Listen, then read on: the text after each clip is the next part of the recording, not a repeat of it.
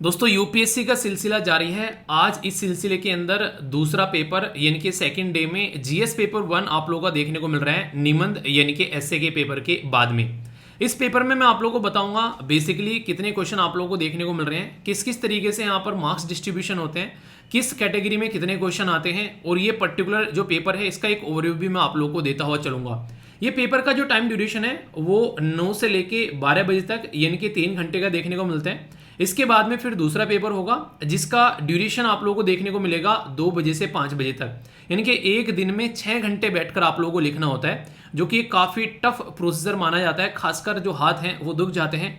ये एक तरीके से आप लोग समझ सकते हैं बिना प्रैक्टिस के ये पॉसिबल नहीं हो पाता है। ठीक है, तो यहाँ पर जो आप लोगों का ये ड्यूरेशन है 3 घंटे का, इस 3 घंटे में आप लोगों को 250 नंबर बेसिकली अपने सिक्योर करने होते हैं, यानी कि 250 नंबर में से आप लोगों को अपने मार्क्स लेकर आने होते हैं। क्वेश्चन जो होते हैं वो 2 कैटेगरी में नॉर्मली आप लोगों को देखने को मिलते हैं, मैं भी दिखाऊंगा आप लोगों को जिससे आप लोग समझ पाएंगे। पहली कैटेगरी में आप लोगों को जो रहते हैं वो छोटे क्वेश्चन रहते हैं जो कि 150 शब्दों में आप लोगों को लिखने होते हैं, और ये 10 मार्कर के क्वेश्चन आप लोगों को देखने को मिलेंगे। और सेकंड कैटेगरी में जो रहते हैं वो आप लोगों के रहते हैं जिसमें आप लोगों को 250 बेसिकली शब्द में एक क्वेश्चन लिखना होता है, और ये आप लोगों के 15 मार्कर के रहते हैं। तो ये वाले क्वेश्चन जो आप लोगों के 10 रहते हैं, तो 10 क्वेश्चन हो गए यहाँ पर बेसिकली आप लोगों के 150 मार्क करके। ठीक है, तो आप लोगों को यहाँ पर ये देखने को मिलेगा, सॉरी 10 क्वेश्चन हो गए आप लोगों के 10 मार्क करके, तो ये आप लोगों को देखने को मिलेगा कि आप लोगों के 100 नंबर जो है वो यहाँ से निकल कर आते हैं 10 क्वेश्चन से। इसी के साथ में फिर 10 क्वेश्चन यहाँ पर आप लोगों को देखने को मिलेंगे, तो 150 नंबर आप लोगों के यहाँ से निकल कर आते हैं। तो टोटल कितने हो गए? टोटल आप लोगों के पास में हो गए 150 प्लस 100 आप लोग वो हो गए, तो यहां पर 250 नंबर का पेपर हो गया। तो 250 नंबर के पेपर को 2 पार्ट में आप लोग बोल सकते हो मोटे मोटे तौर पर डिवाइड किया जाता है।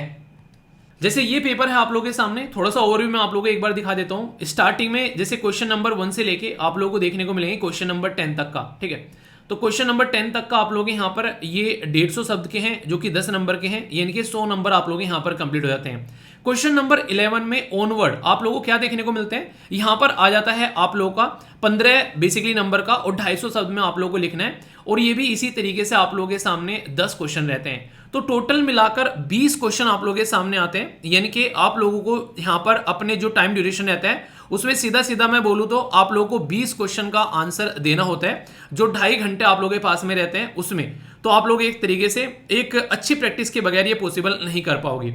अब एक इंपॉर्टेंट बात यहाँ पर, जो ये पर्टिकुलर पेपर होता है जिसको हम लोग जीएस पेपर 1 बोल रहे हैं, इसमें आखिर सिलेबस क्या क्या होता है, यानी कि जो क्वेश्चन आते हैं ये नॉर्मली किस किस पार्ट से आप लोगों को देखने को मिलते हैं। तो इसमें आप लोगों को Indian heritage and culture, history, geography, ये इंडिया और वर्ल्ड की भी, और इसके अंदर सोसाइटी का भी पोर्शन आप लोगों को देखने को मिलता है। तो इस तरीके से ये पूरा पेपर जो है वो आप लोगों का कवर किया जाता है।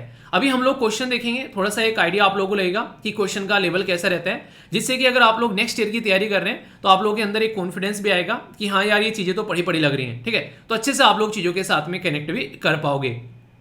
पहला क्वेश्चन आप लोगों के सामने है, यहाँ पर बात की जा रही है कि explain the role of geographical factors towards the development of ancient India, यानी कि जो एंशिएंट इंडिया प्राचीन भारत में जो ज्योग्राफिकल फैक्टर है उसको काउंट करते हुए आप लोगों को डेवलपमेंट के बारे में बात करना है। ठीक है, तो यहां पर अगर बात की जाए तो आप लोग अगर ज्योग्राफिकल फैक्टर के बारे में बात करेंगे तो नॉर्मली आप लोग बोलेंगे जैसे कि रिवर सिस्टम हो गया, ठीक है, माउंटेन हो गई, तो यहां पर किस किस तरीके से वहां पर जो डेवलपमेंट होगा, तो कहां से वो ट्रेड रूट होकर जाता था, उस टाइम पर क्या क्या मिनरल्स वगैरह इस्तेमाल किए जाते थे, उस टाइम पर क्या क्या नेचुरल बैरियर हुआ करते थे। आज की डेट में तो हम लोग अच्छी अच्छी चीजें जरा सी देर में लेकर चले जाते हैं, हवाई जहाज और पता नहीं कहां से कहां निकल जाते हैं, पर उस टाइम पर कुछ ना कुछ हमारे पास में कंस्ट्रेंट थे कि ये चीजें हम लोग इससे ज्यादा नहीं कर सकते। ठीक है, तो जैसे हिमालयन हो गया, ठीक है, एक तरीके से आप लोग बोल सकते हैं एक बैरियर के तौर पर भी काम करता है, काफी बड़ा एक माउंटेन बैरियर आप लोग बोलते हैं। रिवर सिस्टम हो गया, जैसे इंडस, गंगा, ब्रह्मपुत्र रिवर आप लोगों को देखने को मिलती है कि अक्सर पुराने टाइम में जो रिवर सिस्टम हुआ करता था उसी के आसपास में आप लोगों को सेटलमेंट देखने को मिलता था, इसी के नाम पर इंडस वैली सिविलाइजेशन आप लोगों को देखने को मिलता है।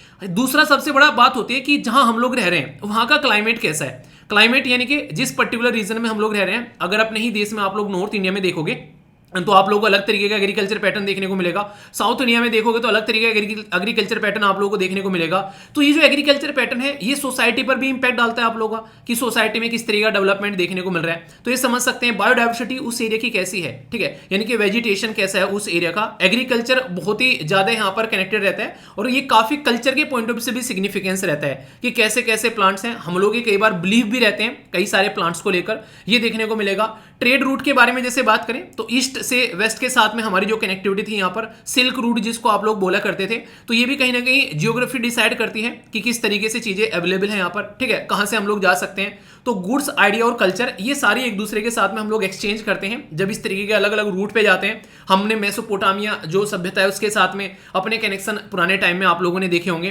तो ये सारी कहीं ना कहीं एक्सेसिबिलिटी के ऊपर डिपेंडेंट है। अगर एक्सेसिबिलिटी नहीं होगी तो कैसे हम लोग वहां तक पहुंच पाएंगे, ठीक है। मिनरल रिसोर्सेज कैसे पाए जाते हैं, जैसे अगर हमारे पास में आयरन है, कहीं पर कोई और दूसरा प्रीशियस मेटल है, तो वो लेकर हम लोग वहां से प्रीशियस मेटल लेकर आ रहे हैं, अपनी टाइप से आयरन लेकर जा रहे हैं। और सोचो हमारे यहाँ पर आयरन और निकल रहा है, उसी की वजह से मेटलर्जी जो है बेसिकली वो हम लोग यहाँ पर डेवलप कर पा रहे हैं, अच्छा खासा लोहा बना पा रहे हैं, और फिर उसी के थ्रू हम लोग ट्रेड भी कर पा रहे हैं। तो ये समझ सकते हैं आप लोग यहाँ पर जो कोस्टल रीजन होते हैं ज्योग्राफी के पॉइंट ऑफ से, तो 9 राज्य ऐसे हैं हमारे देश के अंदर में जो कोस्टल कैटेगरी में आते हैं। तो इन 9 राज्य को हम लोग किस तरीके से अगर देखा जाए उस तरीके से डेवलप कैसे लेकर चल सकते हैं, क्योंकि उनकी कनेक्टिविटी ज्यादा अच्छे लेवल पर है, इसलिए कोस्टल एरिया ज्यादा ट्रेड रूट के तौर पर डेवलप किए गए, इवन पुराने टाइम पर भी, ठीक है।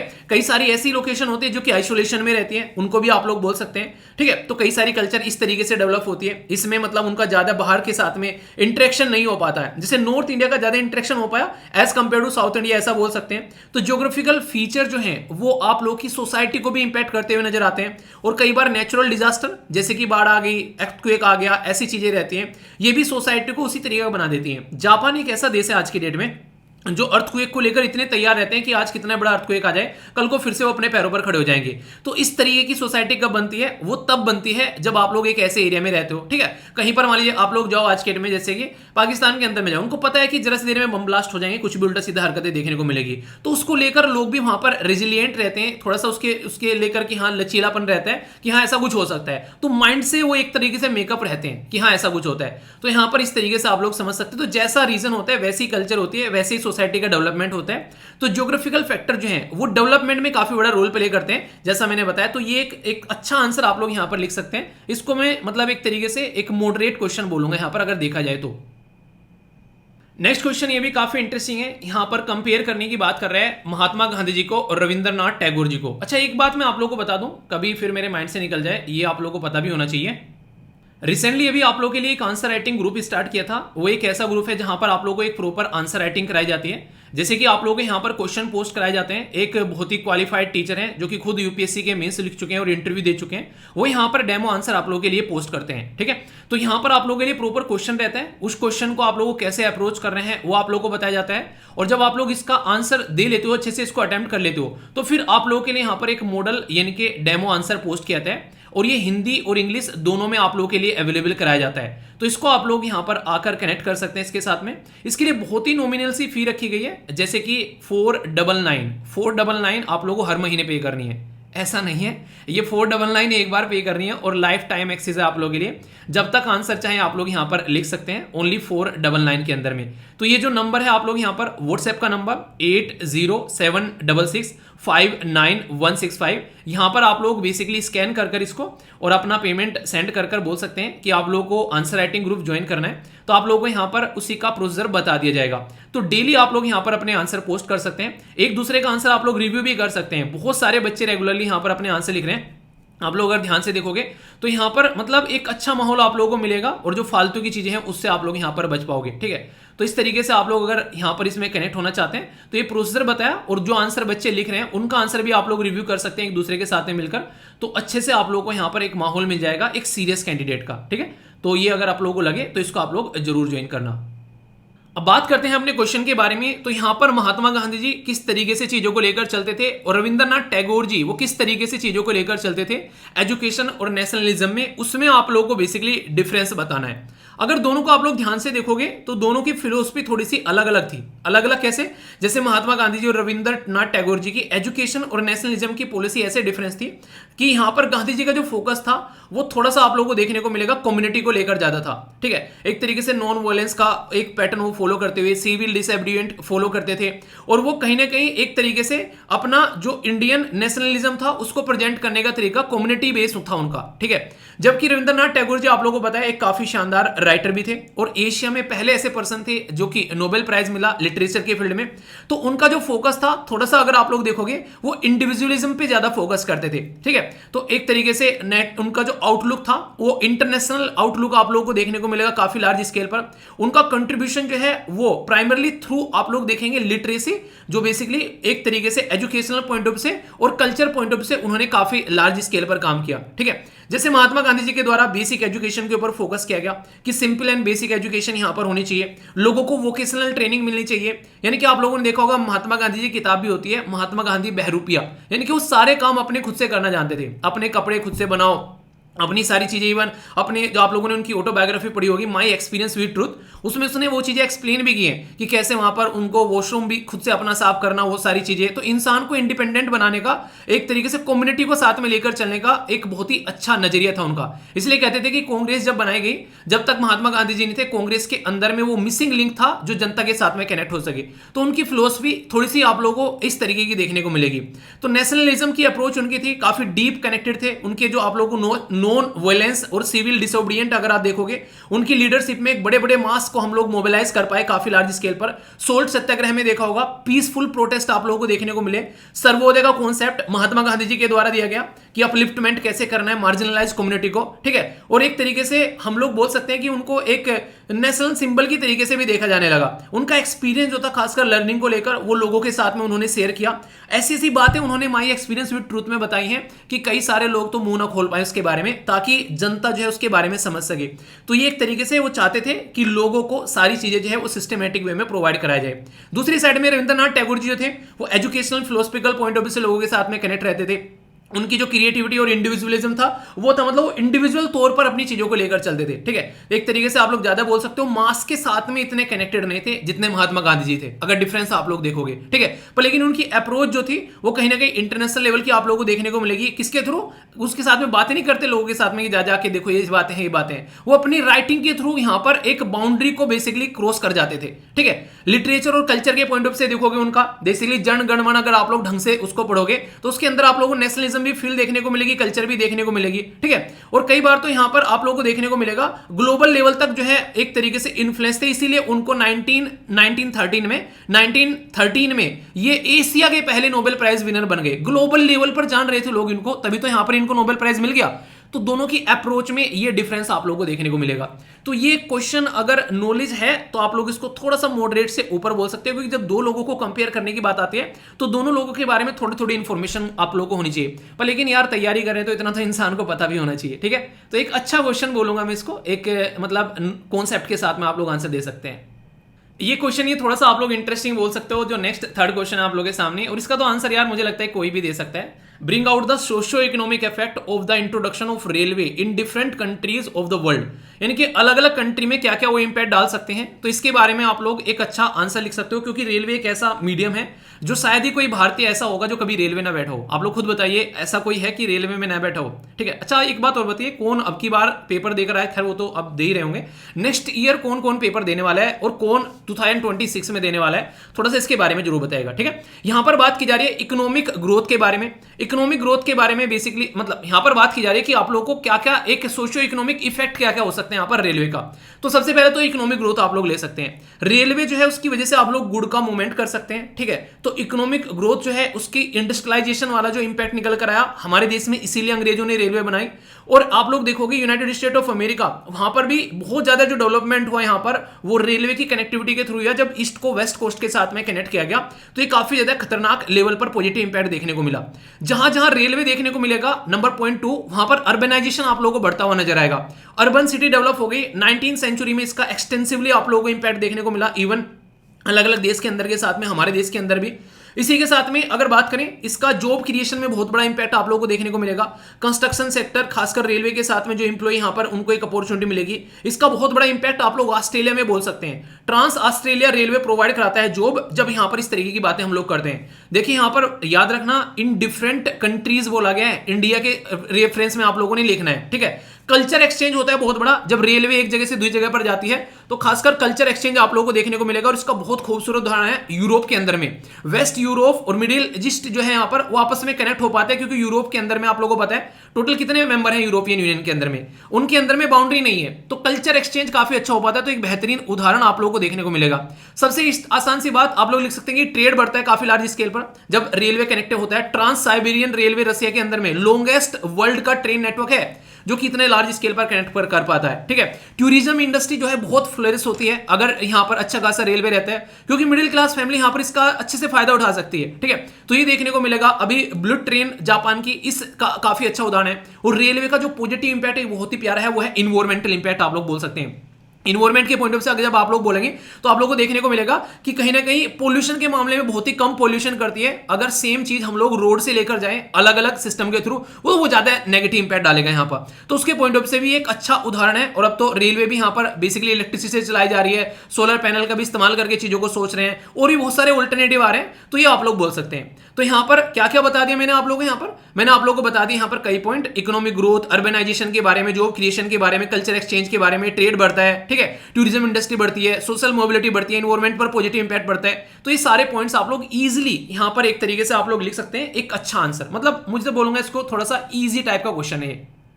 नेक्स्ट क्वेश्चन की ओर चलते हैं। यहां पर ये बात की जा रही है कि ये तो हो गया आप लोग का बेसिकली, एक second, bring out the social railway हो गया, ठीक है। बात की जा रही है discuss the consequences of the climate change on the food security in the tropical countries. ये क्वेश्चन आप लोगों के सामने यहां पर निकल कर आ रहा है। तो यहां पर सबसे बढ़िया बात आप लोग ध्यान रखिएगा वो ये है कि यहां पर जब क्वेश्चन को आप लोग पढ़े तो ध्यान से पढ़िए, क्योंकि आप लोग को ये देखना है कि वो इंडिया के रेस्पेक्ट में पूछा जा रहा है या फिर वर्ल्ड के रेस्पेक्ट में पूछा जा रहा है। ये चीज अगर आप लोग इग्नोर कर देंगे तो क्वेश्चन आप लोग गवा बैठेंगे अपने हाथों से, ठीक है। तो यहां पर क्या बोला गया, यहां पर जो ट्रॉपिकल यानी कि Tropic of Cancer, Tropic of Capricorn जो आप लोगों को देखने को मिलता है इक्वेटर के दोनों साइड में, उनके ऊपर क्या क्या इंपैक्ट आप लोगों को यहां पर देखने को मिल रहा है, ठीक है। तो बेसिकली उसके बारे में आप लोगों को यहां पर एक्सप्लेन करना है, ठीक है। तो यहां पर अगर बात करेंगे इसके बारे में, आप लोग देखते हैं कि कहीं ना कहीं आप लोग जैसे इन पर्टिकुलर एरिया में रहते हैं, तो यहां पर क्या है कॉन्सिक्वेंसेज क्लाइमेट चेंज का, तो उसके हिसाब से वहां पर डिजीज डेवलप हो जाती है। कैसे कैसे कीट पतंगे पाए जाते हैं, जैसा वहां पर एक तरीके से मौसम होगा, जैसा टेम्परेचर होगा, वैसे कीट पतंगे आप लोगों को देखने को मिलेंगे। टेम्परेचर के बेस पर ही वहां पर आप लोगों को एग्रीकल्चर का भी डेवलपमेंट आप लोगों को वहां पर नजर आएगा। तो एग्रीकल्चर जैसा डेवलप होगा वैसे फूड सिक्योरिटी देखने को मिलेगी। इन एरिया में वाटर यानी कि पानी की अवेलेबिलिटी कैसी है, उसके बेस पर यहां पर आप लोगों को देखने को मिलेगा क्लाइमेट का चेंज का इंपैक्ट फूड सिक्योरिटी के ऊपर कहीं ना कहीं बोल सकते हैं आप लोग। यहां पर एक्सट्रीम वेदर कंडीशन हो जाती है, कई बार कहीं पर हरिकेन आते हैं, कहीं पर टाइफून आते हैं, कई सारी कंडीशन देखने को मिलती है। तो इसका इंपैक्ट आप लोगों को देखने को मिलता है। और हमारे एरिया में नहीं है ओनली है, ये आप लोगों को दुनिया भर में है, क्योंकि आप लोगों को पता है कि टाइफून, ये सारे हरिकेन, ये अलग अलग नाम से साइक्लोन अलग अलग एरिया में पुकारे जाते हैं, ठीक है। सी लेवल कैसा है यहाँ पर, क्लाइमेट चेंज का बहुत इंपैक्ट पड़ेगा। सी लेवल के बहुत करीब में है यहाँ पर, जैसे बांग्लादेश में आप लोग देख लो, सबसे खतरनाक इंपैक्ट पड़ता है जब मानसून आता है। तो यहाँ पर बांग्लादेश जो है वो एक बार को कई बार ऐसा लगता है कि गड़बड़ होगा, क्योंकि बे ऑफ बंगाल में देखने को मिलता है और खतरनाक लेवल की बारिश आप लोगों को देखने को मिलेगी। तो कई बार कई सारी थ्रेट रहती है यहाँ पर, ठीक है। कई बार इतना पानी बढ़ जाता है कि समुद्र का पानी खेतों में आ गया, तो नमकीन खेतों में पहुंच गया, तो सोचो बर्बाद करेगा खेतों को, ठीक है। फूड प्राइस जो है यहाँ पर एक तरीके से वोलेटिलिटी ये बहुत ज्यादा रहती है, मतलब क्लाइमेट रिलेटेड जो क्रॉप फेलियर होने के चांसेस बहुत ज्यादा रहते हैं। माइग्रेंट और कॉन्फ्लिक्ट यहाँ पर देखने को मिलेगा लोगों के बीच में। जब यहाँ पर क्लाइमेट की इतने बड़े इंपैक्ट होंगे तो लोग एक जगह से दूसरी जगह पर जा सकते हैं। न्यूट्रिशन वैल्यू पर इंपैक्ट पड़ेगा, क्योंकि अच्छे से उनको खाना नहीं मिल पाएगा, ये दिक्कतें देखने को मिलेगी, ठीक है। तो इसके लिए अलग से स्ट्रेटजी बनानी पड़ेगी कि हाँ भाई साहब इस तरीके चीजों को लेकर चलना है, जब यहाँ पर कोई प्रॉब्लम है तो सोल्यूशन कैसे निकालना है, तो कुछ इसी के हिसाब से हम लोग को लेकर चलना है। तो अपनी कंट्री के रेफरेंस में देकर आप लोग आंसर दे सकते हैं, क्योंकि हम भी एक ट्रॉपिकल कंट्री कैटेगरी में आते हैं, तो इस तरीके से आप लोग बोल सकते हैं। तो उसके रेफरेंस में देखकर दुनिया पर क्या इंपैक्ट पड़ेगा वो भी आप लोग बता सकते हैं। तो दो चार एग्जांपल, जैसे बांग्लादेश का हो गया, कुछ इस तरीके से कोस्टल कंट्री के हो गए, तो इससे क्या होगा, वो लगेगा एग्जामिनर को यहाँ बाहर के बारे में बातें कर रहे हैं, ऐसा नहीं कि अपने देश के बारे में बात कर रहे हैं, ठीक है। और सारन अफ्रीकन के बारे में बता दो, क्लाइमेट चेंज का इंपैक्ट देखो वहां पर। अफ्रीका तो एक ऐसा कॉन्टिनेंट है जो कि आप लोग ऐसा देखने को मिलेगा जिससे Tropic of Cancer, Tropic of Capricorn दोनों आप लोग यहाँ पर जाते हुए नजर आते हैं, है कि नहीं। तो आप लोग समझ सकते हैं, सही बोला या फिर गलत बोला पहले तो ये बताओ, है क्योंकि ये चीजें ऐसी हैं जो कि आप लोगों के माइंड में क्लैरिटी लेकर आएंगे, वरना दिक्कत होगी। तो कौन है यहाँ पर? Africa continent. तो उसका उदाहरण तो आप लोग दोनों जगह ले सकते हो। तो एक अच्छा आंसर है ये भी, ये मॉडरेट कैटेगरी में आप लोग बोल सकते हैं। ये क्वेश्चन तो ऐसा है यार, कई बार तो मैंने ही इसके बारे में डिस्कस किया है कि पानी को लेकर, पोल्यूशन को लेकर क्या क्या दिक्कतें देखने को मिलती हैं। तो बात की जा रही है, why is the world today confronted with a crisis of availability of and access of the fresh water resources. तो ये भी एक 10 मार्कर का क्वेश्चन आप लोगों को देखने को मिलेगा, कुछ कुछ ऊपर वाले से मिलता जुलता भी है, यानी कि कुछ कुछ ऐसे पॉइंट भी आप लोग इंक्लूड कर सकते हैं, जैसे क्लाइमेट चेंज हो गया, एग्रीकल्चर हो गया, ये यहाँ पर भी इंक्लूड कर सकते हैं, वाटर पोल्यूशन हो गया। तो इसको मैं एक तरीके से मॉडरेट टाइप का, फिर बिलो मॉडरेट टाइप का क्वेश्चन बोलूंगा, क्योंकि इसको आसानी से लिखा जा सकता है अगर थोड़ी प्रैक्टिस होगी। ठीक है, सबसे बड़ी बात क्या आज की डेट पॉपुलेशन ग्रोथ, पॉपुलेशन इतनी बढ़ रही है खासकर साउथ एशिया के अंदर में, जिसका बहुत ह्यूज इंपैक्ट आप लोगों को देखने को मिल रहा है। दूसरा, अर्बनाइजेशन का इंपैक्ट आप लोगों को देखने को मिलेगा। तीसरा, इंडस्ट्रियलाइजेशन का इंपैक्ट देखने को मिलेगा। एग्रीकल्चर आप लोगों को मैंने बता दिया, उसका इंपैक्ट देखने को मिलेगा। Climate change, water pollution, ground water depletion जो हो रहा है, वो दिक्कतें बहुत बड़ी हैं यहाँ पर। वाटर स्कार्सिटी, पानी की कमी एक तरीके से बहुत बड़ी प्रॉब्लम आज के डेट में। नीति आयोग ने खुद अपनी रिपोर्ट में बोला कि आज की डेट में दुनिया के अंदर में, तो छोड़ो अपने देश के अंदर 50% से ज्यादा स्टेट जो है वो इस प्रॉब्लम को फेस कर रहे हैं आज की डेट में। ठीक है, तो ये आप लोग बोल सकते हैं। इनएडुकेट इंफ्रास्ट्रक्चर भी यहाँ पर काफी बड़ी प्रॉब्लम यहाँ पर क्रिएट करता है कई बार इन चीजों को लेकर। ठीक है, तो ये आप लोग समझ सकते हैं यहाँ पर कि किस तरीके से यहां पर प्रॉपर पानी की फैसिलिटी नहीं हो पाती है, तो क्या क्या इंपैक्ट यहां पर डाल सकता है। ठीक है, तो एक मॉडरेट टाइप का क्वेश्चन आप लोग यहां पर इसको बोल सकते हैं, है कि नहीं।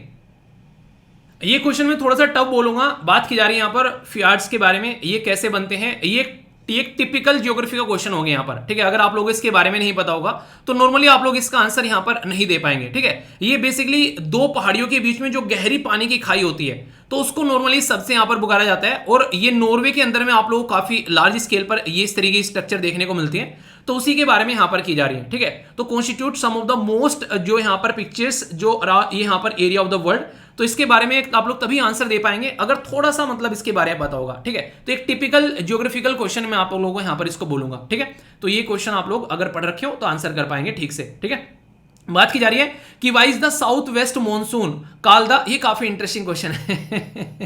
देखो यहाँ पर भोजपुरी रीजन की बात की जा रही है, भोजपुर जो रीजन की बात की जा रही है यहाँ पर, तो यहाँ पर वर्ड भी इसी तरीके का यूज किया गया है। इसको पुरवैया, बेसिकली लोकल नहीं, लोकल लैंग्वेज में बोलते हैं। ठीक है, तो ईस्टर्ली, तो इस तरीके भी यूपीएससी खेल रही है आप लोगों से कि आप लोगों को लोकल नेम भी पता होना चाहिए कि हाउ हैज दिस जो एक तरीके से directional seasonal wind system influence the climate ethos of the region. तो उस पर्टिकुलर रीजन में ये कैसे इंपैक्ट डाल रहा है, ये यहाँ पर समझाने की कोशिश की जा रही है। तो एक इंटरेस्टिंग क्वेश्चन बोल सकते हैं उसको।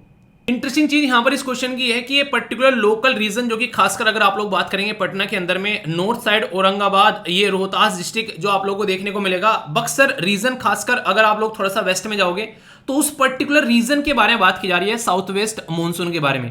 देखो यहाँ पर अगर आप लोग देखोगे हमारे देश के अंदर में जो मॉनसून का पैटर्न होता है, ठीक है, अगर आप लोग यहाँ पर चेक करोगे कि यहाँ पर ये ईस्ट हो गया, ये वेस्ट हो गया, ये नॉर्थ हो गया, ये साउथ हो गया, तो साउथ वेस्ट मानसून ही हमारे देश में सबसे ज्यादा इंपैक्ट डालती है। ठीक है, तो नॉर्मल देखा जाए तो थोड़ा सा बहकाने की कोशिश आप लोग क्वेश्चन में की गई है, पर पूछ रियलिटी में उसी मानसून सिस्टम के बारे में बात कर रहे हैं जो हमारे रीजन में, बेसिकली हमारे देश के अंदर में काफी लार्ज स्केल पर देखने को मिलती है। तो बात की जा रही है कि किस तरीके से सीजनल सिस्टम जो इन्फ्लुएंस करता है कल्चर इथोस को, आप लोगों को देखने को मिलेगा। जैसे जैसे वहां पर मैंने बताया ना, जापान के अंदर में जैसे अर्थक्वेक आते हैं, जैसा सिस्टम वहां पर डेवलप होता है, ऐसा ही आप लोग यहां पर बोल सकते हैं। उसी पैटर्न में आप लोग चीजें यहां पर बोल सकते हैं कि यहां पर बेसिकली एक तरीके से जैसे मानसून आएंगी तो वहां पर एग्रीकल्चर पैटर्न ऐसा ही रहेगा, जिस तरीके से वहां पर मानसून आ रहा है उसी तरीके से लोग जो अपनी चीजों को अरेंज करेंगे कि अच्छा उस टाइम पर मानसून आएगा तो उस तरीके से क्या क्या चीजें कर सकते हैं। तो मतलब वो एक तरीके से सोसाइटी पर इंपैक्ट डालता हुआ आप लोगों को नजर आता है। अगर कुछ और बातें आप लोगों को यहाँ पर बोलनी है, जैसे कि एग्रीकल्चर प्रैक्टिस को तो इंपैक्ट करेगा ही। आप लोग देखते हैं बिहार वाले रीजन में छठ पूजा आप लोगों को देखने को मिलती है। राइस कल्टीवेशन के बारे में हम लोग बात करते हैं तो सन देवता को यहाँ पर पूजा की जाती है। ये कहाँ पर है, ये लोकलाइज तीज आप लोगों को देखने को मिलेगी। इसी के साथ में कल्चर फेस्टिवल, जैसे बिहार के अंदर में तीज, ये आप लोगों को एसोसिएटेड है कल्चर फेस्टिवल के तौर पर। तो यहाँ पर इसको भी देख सकते हैं कि जो कि मानसून फेस्टिवल को सेलिब्रेट करने का तरीका यहाँ पर माना जाता है। ट्रेडिशनल म्यूजिक और डांस आप लोगों को देखने को मिलेंगे यहाँ पर लोकल बिहार के अंदर में। जैसे यहाँ पर आप लोगों को बोल सकते हैं कि लोकल चीजों के बारे में ज्यादा फोकस दिया गया है। ठीक है, तो यहां पर इसी के बेस पर आप लोगों को क्जीन, जो कि यहां पर खाना पीना कैसा है उस तरीके के बारे में बात की जा रही है। मानसून टाइम पर खिचड़ी जो रहती है ये आप लोगों को देखने को मिलेगी। लिट्टी चोखा जो बेसिकली नॉर्मली आप लोगों को देखने को मिलता है। तो यहां पर इसी के साथ में जो अनेक तरीके से जो फ्राइड स्नैक होते हैं, बारिश आ रही है चलो पकोड़े खाते हैं भाई साहब, ठीक है, चाय पकोड़े वाली बात होगी। कम्युनिटी बॉन्डिंग बढ़ती है यहाँ पर जब खासकर ऐसा रीजन रहता है, कहीं ना कहीं वैसे टाइम नहीं मिल पाता है, अब मिलकर अच्छे से टाइम को एंजॉय कर पाते हैं, तो वो वाले लोकल फैक्टर भी आप लोग यहाँ पर मेंशन कर सकते हो। ठीक है, तो इस तरीके से आप लोग देखते हो तो एक इंटरेस्टिंग क्वेश्चन यहाँ पर इसको बोल सकते हो। ठीक है, तो यहां पर ये लोकल, थोड़ा सा लोकल क्वेश्चन हो गया। एक तरीके से अपने रीजन के बारे में अंडरस्टैंडिंग की बात की जा रही है सीधा, ठीक है। बात की जा रही है do you think the marriage as a, ये काफी एक तरीके से ना मतलब क्वेश्चन अब की बार थोड़े से मुझे इंटरेस्टिंग लग रहा है, क्योंकि समाज में कुछ इस तरीके से जो इंपैक्ट डाल रहे हैं ना, तो उसको समझने की कोशिश की जा रही है कैसा हमारा समाज है। और जैसी हमारी आज की डेट में खासकर जो फैमिली होती जा रही है न्यूक्लियर फैमिली, तो उसके ऊपर भी आप लोगों को देखने को मिलेगा। तो बात की जाए do you think the marriage as a sacrament is losing its value in the modern India, तो आप लोग क्या लगता है इसके बारे में आप लोगों को लिखने के लिए आ जाए तो वीडियो को पॉज कर 2-4 पॉइंट लिखकर बताओ मुझे।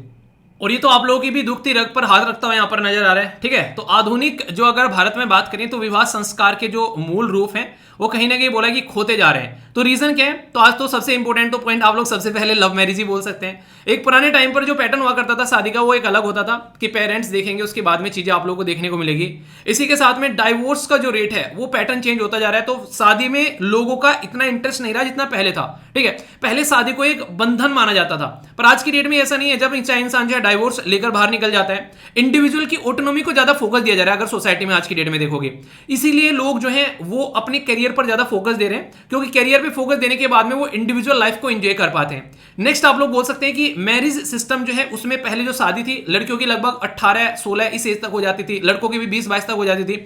अब वो डिले होता जा रहा है, मतलब एक 30 का एज तो शादी आज के डेट में एक नॉर्मल एक नॉर्म्स बन गया अगर देखा जाए तो लोग अपने करियर के अंदर में इतने बिजी होते हैं कि वो इसको थोड़ा सा साइड में कर देते हैं। इंटरफेथ और इंटरकास्ट मैरिज की बढ़ती हुई चीजें आप लोगों को देखने को मिलेगा, उसकी वजह से भी इंपैक्ट पड़ता हुआ नजर आ रहा है। इसी के साथ में लीगल फ्रेमवर्क भी पहले बहुत ही ज्यादा टाइट थे, अब थोड़े से लिबरल हो गए। सेक्युलरिज्म की ओर हम लोग थोड़ा ज्यादा बढ़ते हुए नजर आ रहे हैं। एक चेंजिंग जो सिस्टम है हमारा, जो सिस्टम बेसिकली चेंज हो रहा है आज के डेट में काम करने का, ऑनलाइन बैठकर काम कर रहे हैं, या फिर हम लोग अर्बनाइज या ग्लोबलाइज्ड वर्ल्ड में रह रहे हैं, तो वहां से भी इंपैक्ट आप लोगों को पड़ता हुआ नजर आता है। सोसाइटी में आज के डेट में घर घर में टीवी आप लोगों को देखने को मिलेगा, गांव में भी आज की डेट में हर जगह इंटरनेट का इस्तेमाल हर जगह पहुंचा है आज की डेट में, ठीक है। तो ये सारे इंपैक्ट कहीं ना कहीं हमारी मैरिज सिस्टम पर आप लोगों को यहां पर पड़ते हुए डायरेक्टली नजर आएंगे। ओ भाई ये क्या explain why the suicide among the young women is increasing in Indian society. 2 दिन पहले ही वीडियो अपलोड की है, अलग से मैंने डिस्कस किया है प्रॉपर सिस्टमेटिक वे में, उसको खोल के देखो एक बार, आप लोगों को समझ में आएगा। यूट्यूब पर जाओ, 1 मिनट बताता हूं आप लोगों को। ये देखो अभी 2 दिन पहले, मतलब ये 13 सितंबर को, ठीक है, आज है 16 सितंबर, 13 सितंबर को आप लोगों के सामने है यहाँ पर कि भारत में महिलाएं आत्महत्या क्यों कर रही है, बहुत ही अच्छे से डिस्कस किया, बहुत ही डिटेल में, और पूरा का पूरा टॉपिक जो है आप लोग समझना, पूरा एक आर्टिकल डिस्कस किया शानदार तरीके से यहाँ पर, जो कि न्यूज़पेपर में आ रखा था। और वही आर्टिकल आप लोग देख सकते हैं यहाँ पर, डायरेक्ट क्वेश्चन आप लोगों के सामने यहाँ पर निकल कर आ गया, ठीक है। तो बोला जा रहा है कि explain the why suicide among the young women is increasing in Indian society. ये सेम क्वेश्चन है, बस वहां पर हाउस वाइफ के बारे में बात की जा रही थी। मैं इस क्वेश्चन को देख के इतना सरप्राइज कैसे हो गया, क्योंकि मैं भी पेपर आप लोगों के साथ साथ में ही पढ़ रहा हूँ, ठीक है। मैंने पेपर जो है अभी खोला और इसको बस देखा, मैंने कहा साथ साथ में डिस्कस करते हुए चलेंगे, तो थोड़ा सा इसलिए मुझे एकदम सरप्राइज लगा। मैंने 2 दिन पहले यार डिस्कस किया है पूरा का पूरा टॉपिक जो है, ठीक है। अभी सोसाइटी में वुमेन वैसे अगर देखा जाए तो क्यों डेथ उनकी ज्यादा देखने को मिल रही है, सुसाइड क्यों देखने को मिल रही है, तो एक तो जेंडर डिस्क्रिमिनेशन आज की डेट में भी हम लोग कहने के लिए कहते हैं, पर लेकिन जेंडर डिस्क्रिमिनेशन है आज की डेट में भी सोसाइटी के अंदर में। और गांव वाले रीजन में जाओगे तो आज भी आप लोगों को देखने को मिलेगा काफी लार्ज स्केल पर कि लड़कियों को एजुकेशनली इतना ज्यादा सपोर्ट नहीं किया जाता है। खासकर लड़के की प्रवृत्ति, चाहे पढ़ा लिखा हो चाहे ना पढ़ा लिखा हो, भाई साहब अपनी सोसाइटी में आगे लेकर चलना है तो अपना लड़का होना चाहिए, तो ये देखने को मिलेगा। तो वो भी एक डिस्क्रिमिनेशन है, जेंडर डिस्क्रिमिनेशन। एजुकेशनल बैरियर मैंने बताई दिया आप लोगों को यहाँ पर अभी फिलहाल के टाइम पर, जो कि काफी ज्यादा खतरनाक है, ठीक है। अर्ली मैरिज और इसी के साथ में डोवरी का प्रेशर, कई बार लड़के इसलिए सुसाइड कर लेते हैं कि घर पे डोवरी न देनी पड़े, क्योंकि उनको ताने इतने सुनने पड़ते हैं। और फिर यहाँ पर डोमेस्टिक वायलेंस, जो मैंने अभी डिस्कस किया 2 दिन पहले आप लोगों से, वो बहुत ही ज्यादा खतरनाक है। शादी में ये बहुत ही नॉर्मल प्रॉब्लम आप लोगों को देखने को मिलेगी। एक अभी इसके ऊपर एक जो स्टॉक एक चैनल है, उसके ऊपर वीडियो डाली गई थी एक लड़की की, वो भी मैंने आप लोगों को एसएलवी पर चैनल पर शेयर की, बेसिकली टेलीग्राम पर शेयर की थी। वो देखना कितनी खतरनाक लेवल की चीज देखने को मिलती है, ठीक है। सोसाइटी जिस तरीके से सराउंडिंग सोसाइटी में रहते हैं ना, तो एक मेंटल स्ट्रेस यहां पर वुमेन के ऊपर रहता है, इकोनॉमिकली इनसिक्योर रहती है, शादी के बाद भैया जॉब छुड़वा दी, ये कंडीशन देखने को मिलेगी, ठीक है। सोशल एक्सपेक्टेशन इतनी ज्यादा है कि जिसकी कुछ हद नहीं है, सारे काम बस घर में महिला कर ले और लड़के कोई कुछ नहीं बोलेगा। अगर ऑनलाइन जाकर बैठ जाए, आंसर राइटिंग ग्रुप में भी जो लड़कियां हैं, खासकर जो पेड है उसमें तो मुझे पता है कौन कौन क्या क्या कर रहे हैं वहां पर, तो वहां तो 1 मिनट में सुधार दिया जाएगा, उसको निकाल के फेंक दिया जाएगा। पर जो पब्लिक वाला आंसर राइटिंग ग्रुप है उसमें नॉर्मली पकड़ नहीं पाते हैं, ठीक है, क्योंकि वहां पर उसकी डिटेल नहीं है। पेमेंट करती सबकी डिटेल आ गई तो वहां पर सब कंट्रोल रहेगा, काम करेंगे, पर लेकिन उसमें तो कोई शिकायत नहीं है उस दिन से। पर लेकिन जो पब्लिक वाला ग्रुप है उसमें इतने सारे मैसेज मेरे पास में आते हैं लड़कियों की कि सर मैंने आंसर पोस्ट किया तो मुझे पर्सनल मैसेज आने स्टार्ट हो गए। तो ये चीजें आप लोगों को देखने को मिलेगी। ऑनलाइन इतनी ज्यादा हरासमेंट है जिसकी कुछ हद नहीं है, ठीक है। इसी के साथ में कई बार मेंटल हेल्थ को लेकर काफी ज्यादा प्रॉब्लम रहती है। लड़कों को तो टाइम दे देते हैं शादी के टाइम पर, लड़कियों को टाइम नहीं देते हैं, नहीं हर रेस्पॉन्सिबिलिटी इनकी शादी सबसे पहले करनी है। तो नेशनल क्राइम रिकॉर्ड ब्यूरो ने भी इस चीज को हाईलाइट किया कि हमारे देश में जो यंग वुमेन है वो इस पर्टिकुलर कदम को बहुत ज्यादा उठा रही है, और ये कहीं ना कहीं हमारा सोसाइटल इंपैक्ट इसमें बहुत बड़ा फैक्टर है, आप लोग ऐसा बोल सकते हो, ठीक है। और शादीशुदा में तो मैंने आप लोगों को बताई, जो आप लोग एक बार जाकर वीडियो देख लेना, सारी चीजें आप लोग की माइंड में बिल्कुल क्रिस्टल क्लियर हो जाएगी। ये काफी एक ऐसा मुद्दा उठाया गया, और ये खासकर आप लोगों को देखने को मिलेगा सोसाइटी में, इसके बारे में सोचना जरूरी है। चाइल्ड कर्लिंग के बारे में बात की जा रही है, now being by replaced by mobile phone, यानी कि बच्चों को जो लाड़ दुलार पहले मिला करता था ना, अब मानो या ना मानो आज की डेट में वो लाड़ दुलार नहीं मिल पाता है, क्योंकि मोबाइल फोन में इतने ज्यादा हम लोग बिजी हो गए हैं। चाहे बात कर लो यहाँ पर माँ बाप को, वो अपना जॉब में बिजी हैं, कहीं मोबाइल फोन में बिजी हैं, बच्चे को उतना टाइम नहीं दे पाते हैं। पहले माँ की जो बच्चे के साथ में कनेक्टिविटी हुआ करती थी, मतलब पता नहीं मुझे भी क्यों लगता है, जैसे मैं भी देखता हूँ कई सारे जो दोस्त हैं उनके जो बच्चे हैं देखता हूँ, उनकी जो वाइफ है वो बच्चे के साथ में इतना कनेक्ट नहीं है जितनी हमारी मम्मी हमारे साथ में हुआ करती थी, मतलब हुआ करती हैं, सॉरी थी बोला, ठीक है, हुआ करती हैं। ये आप लोगों को डिफरेंस देखने को मिलेगा आज की डेट में भी, मतलब इतनी एज होने के बाद भी, मतलब वो वही वाली बातें करेंगे बिल्कुल इस तरीके से जैसे कि एक छोटा सा बच्चा हूं मैं उनके सामने आज भी, ठीक है। कभी ये नहीं पूछेंगे बेटा क्या चल रहा है, मतलब पढ़ाई वढ़ाई को लेकर या फिर लेक्चर को लेकर, यूट्यूब या फिर एप्लीकेशन को लेकर, हमेशा ये पूछेंगे हेल्थ सही है क्या, खाना वाना खा लिया का, तो ये देखने को मिलेगा। तो वो चीज आज की डेट में आप लोगों को मिसिंग नजर आएगी। तो उसी का इंपैक्ट सोशलाइजेशन पर पड़ रहा है बच्चे की, बच्चा उतना सोशल नहीं हो पा रहा है, स्टार्टिंग से ही वो इंडिविजुअल रहना स्टार्ट कर दे रहा है, उसकी माँ बाप के साथ में इतनी ज्यादा कनेक्टिविटी नहीं हो पा रही है। तो ये एक बड़ा ही इंटरेस्टिंग टॉपिक है जो मुझे पर्सनली लगा कि यूपीएससी ने उठाया, तो ये बहुत ही अप्रिशिएट करने वाली बात है। तो ये आप लोगों ने खुद भी फील किया होगा सोसाइटी के अंदर में प्रेजेंट टाइम पर, अगर आप लोग इस चीज को देखोगे तो। इसीलिए आज के डेट में जो बच्चे हैं वो ज्यादातर समाज के साथ में इतने कनेक्ट नहीं हो पाते जितने पहले हो जाते थे, जितनी जल्दी देखने को मिलेगा। सोशल मीडिया पर ज्यादा कनेक्टिविटी है, पर्सनल कनेक्टिविटी के नाम पर जीरो होती जा रही है आज की डेट में, ठीक है। जो सोसाइटी में एक रेस्पेक्ट होती थी मम्मी पापा के बीच में, एक तरीके से जो हमारी रेस्पेक्ट जो है वो आज के बच्चों के बीच में आप लोगों को वो चीजें देखने को नहीं मिलती है, ठीक है। कहीं ना कहीं हमारा जो कल्चर वाला जो सिस्टम है वो यहां पर आप लोगों को कहीं ना कहीं डाइल्यूट होता हुआ यहां पर नजर आएगा, अगर इसको भी आप लोग ध्यान से देखोगे तो, ठीक है। तो एक इंटरेस्टिंग मतलब टॉपिक उठाएगा, मुझे पर्सनली इंटरेस्टिंग लगा ये, ठीक है। बात की जा रही है किसके बारे में, what are the main feature of Vedic society and religion. तो ये तो वैदिक कल्चर के बारे में पूछा direct question. Do you think some of the feature are still prevailing in the society, मतलब इंडियन सोसाइटी में आज भी वैदिक जो फीचर है कुछ प्रिवेल करते हैं, इसके बारे में आप लोग क्या सोचते हैं। ये 250 नंबर में आप लोग, सॉरी 250 शब्द में पूछा गया, 15 नंबर का क्वेश्चन। उदाहरण के तौर पर आप लोग क्या क्या मेंशन कर सकते हो, जैसे कास्टिज्म पुराने टाइम से हम लोग फॉलो करते हुए आ रहे हैं, आज की डेट में वो चीजें आप लोग वैदिक पीरियड से कंटिन्यू हुआ कि सोसाइटी में किस तरीके से, और आज तक वो चीजें प्रिवेल है। कास्ट बेस्ड डिस्क्रिमिनेशन इनइक्वालिटी, वो चीजें आज की डेट में प्रिवेल है अगर देखोगे। रिलीजियस प्रैक्टिस जो उस टाइम पर फॉलो करते थे, दूसरे नंबर पर रिलीजियस प्रैक्टिस आप लोग मेंशन कर सकते हैं, जैसे उस टाइम पर जो चलती थी आज की डेट में भी काफी हद तक वो चली हुई आ रही है, थोड़ा बहुत सिस्टम चेंज होता हुआ नजर आता है, ठीक है। संस्कृत लैंग्वेज का भी उदाहरण आप लोग दे सकते हो, पुराने टाइम से आज तक संस्कृत चली हुई आ रही है। नेक्स्ट आप लोग अपना फैमिली सिस्टम के बारे में बता सकते हो, वो भी आज की डेट में ऐसा ही देखने को मिलेगा। कई सारी स्पिरिचुअल और फिलोसफिकल जो ट्रेडिशन है सोसाइटी के अंदर में, जैसे काम कर्मा इन सबको लेकर बात करते हैं, लिबरेशन के बारे में, मोक्ष के बारे में हम लोग बात करते हैं। ये जो फिलोसफी है खासकर स्वामी विवेकानंद जी के द्वारा आज की डेट में जो लेटेस्ट टाइम पर बताई गई वो फॉलो कर रहे हैं। वैदिक सिस्टम हम लोग आज तक उसमें काफी हद तक फॉलो कर रहे हैं, तो ये कल्चर आज की डेट में भी कनेक्टेड है। तो ये भी एक डिफरेंट और इंटरेस्टिंग क्वेश्चन यहां पर पूछा गया, जो कि मतलब सरप्राइज करने वाला क्वेश्चन भी थोड़ा सा बोल सकते हो। ये खासकर ऐसा पूछा जाता है, इंडस वैली सिविलाइजेशन का पूछ लेता पुराने टाइम पर कि आज की डेट में क्या इंपैक्ट है, अब की बार ये पूछ लिया, मिलता जुलता क्वेश्चन आप लोग देख सकते हैं इसको, ठीक है। तो ये सारे क्वेश्चन कनेक्ट कर सकते हैं आसानी से, ठीक है। बात की जा रही है what were the major technological change introduce during the sultanate period and how did those technological change influence the Indian society. तो ये भी काफी इंटरेस्टिंग है, अगर आप लोग चीजों को जानते होंगे तो आंसर कर पाएंगे।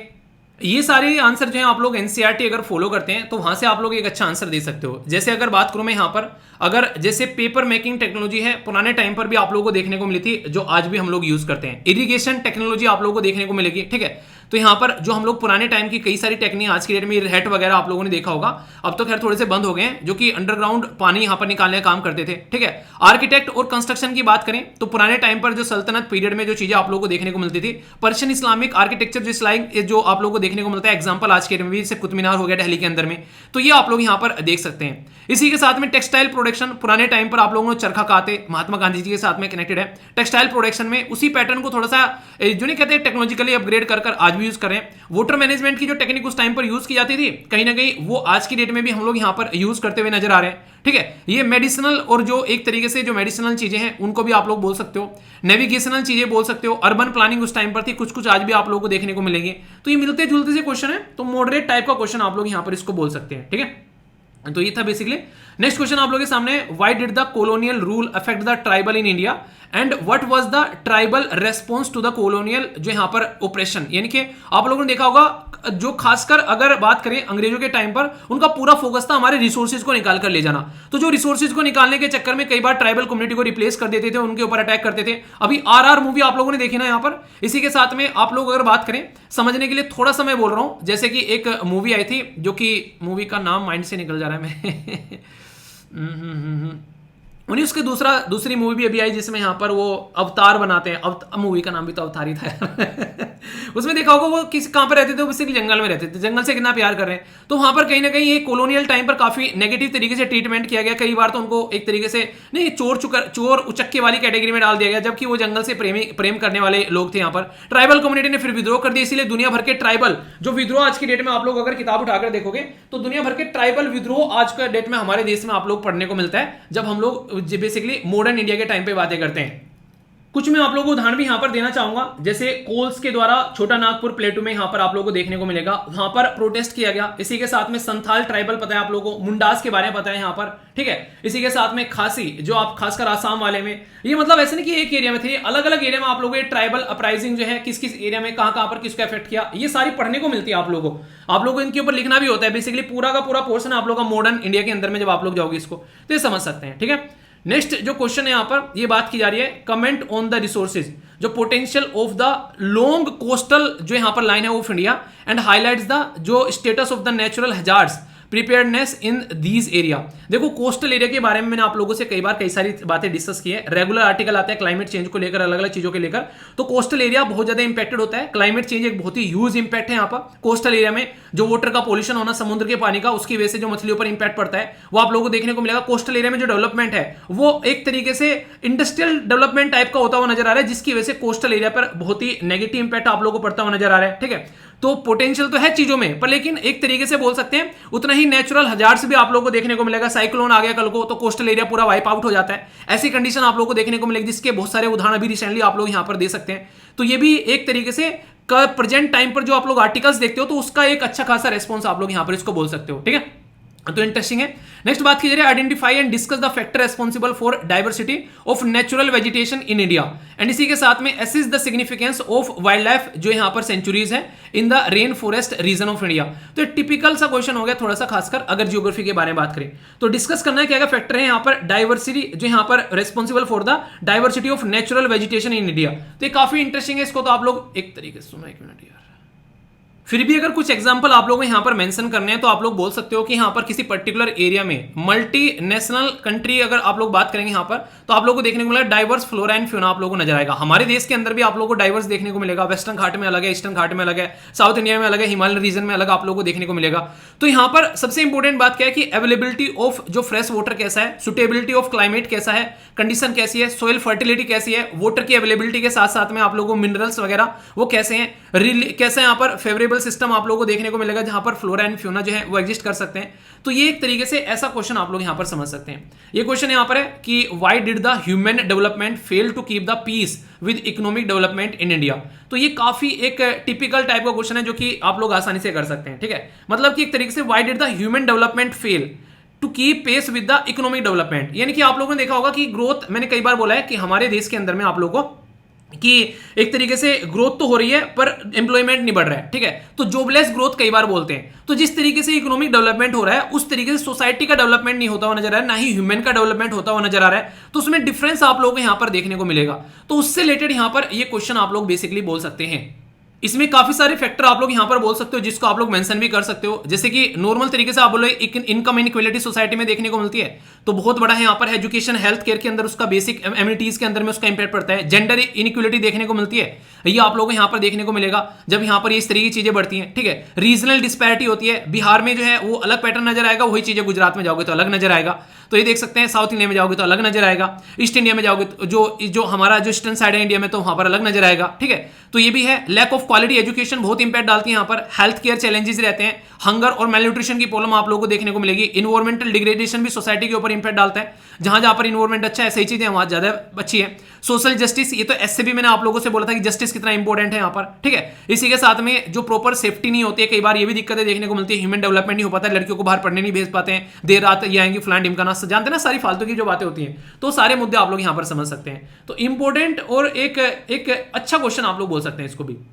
ये ग्रीन रिवोल्यूशन के बारे में पूछ लिया। From being net food imported in 1960s, खरीदते थे सब कुछ, India has emerge as the net food exporter. ठीक है, तो प्रोवाइड आप लोगों को रीजन बताने यहाँ पर इसके क्या रीजन है, से आंसर दे सकते हैं। और आप लोग एक एग्रीकल्चर सोसाइटी से आ रहे हैं, तो एक परिवार से आ रहे हैं, तो आप लोगों के लिए तो और भी इंपॉर्टेंट है। जैसे टेक्नोलॉजिकल एडवांसमेंट हुआ, ग्रीन रिवोल्यूशन हमारे देश में आया तो मशीनरी आई यहाँ पर, बहुत सारी चीजें। इसी के साथ में दूसरे नंबर पर सीड, यानी कि इंप्रूव हुई सीड की क्वालिटी।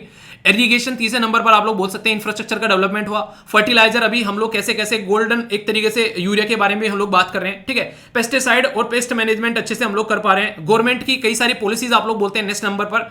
रिसर्च एंड डेवलपमेंट हमारे देश में एग्रीकल्चर में हो रहा है, जैसे Indian council of agriculture research आज के डेट में काम कर रही है। ठीक है, इसी के साथ में मार्केट एक्सेस हो पा रहा है किसानों के लिए भी, जो कि पहले अवेलेबल नहीं था, आज के डेट में ट्रांसपोर्टेशन की फैसिलिटी है। ठीक है, इसी के साथ में क्लाइमेट के हिसाब से हम लोग अपना एग्रीकल्चर पैटर्न भी चेंज कर पा रहे हैं। तो बहुत सारे ऐसी चीजें आप लोग यहां पर मेंशन कर सकते हैं कि हम लोग इसकी वजह से अब एक्सपोर्टर बन गए, पहले इंपोर्टर थे। ठीक है, बात की जा रही है, does urbanisation lead to the more segregation and एक तरीके से marginalisation of the poor in Indian जो मेट्रोपोलिस है, यानी एक तरीके से जैसे सिटीज में आप लोग जाते हैं, गांव में रहते हैं, उसके कंपेयर में अर्बेनाइजेशन बढ़ती है तो सबसे ज्यादा इंपैक्ट पड़ता है जो एक पुअर सेक्शन है सोसाइटी का, झुग्गी झोपड़ी। G20 में कई सारी ऐसी वीडियो जो है हमारे देश के अंदर वायरल हुई, जहां पर ऐसे लोगों को साइड में उठाकर फेंका गया, जो लोग खासकर बेसिकली काफी गरीब थे, उनको बोला गया यहां से हट जाओ, कहीं भी चले जाओ, जहां जाना चले जाओ, जब तक मीटिंग होती है तब तक दिख मत जाना। ऐसी कई सारी वीडियो मुझे बच्चों ने भेजी, मेरे पास में अभी पड़ी हुई है, कई सारी ऐसी वायरल वीडियो हुई। तो समझ सकते हैं कि कहीं ना कहीं ये इंपैक्ट आप लोगों को देखने को मिलता है। तो कहीं ना कहीं हम लोग वो वाला पैटर्न नहीं ले पाते हैं, जहां बड़ी बड़ी सिटीज हैं वहां बड़ी बड़ी झुग्गी झोपड़ियों की मार्केट आप लोगों को देखने को मिलेगी।